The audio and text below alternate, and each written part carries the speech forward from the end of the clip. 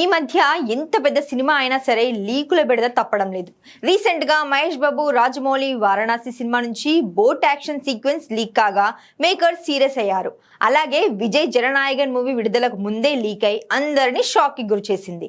అయితే ఈ ఘటన మరవక ముందే మరో అంశం వెలుగులోకి వచ్చింది. రజనీకాంత్ జైలర్ 2 కి సంబంధించిన 2 సీన్లు లీక్ అయ్యాయి. ప్రస్తుతం ఆ సీన్లు సోషల్ మీడియాలో వైరల్ అవుతున్నాయి.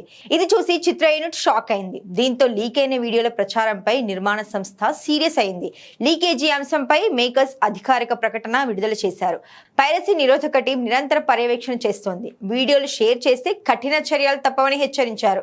ఇక దర్శకుడు Nelson Dilip Kumar Jailer sequel ను తెరకెక్కిస్తున్న విషయం తెలిసిందే. జైలర్ ప్రపంచవ్యాప్తంగా 600 కోట్లకు పైగా వసూళ్లు కొల్లగొట్టి ఘన విజయాన్ని సొంతం చేసుకోగా సీక్వెల్ పై భారీ అంచనాలు నెలకొన్నాయి. ఈ సినిమాలో మలయాళ స్టార్ మోహన్ లాల్ సైతం నటిస్తున్నారు.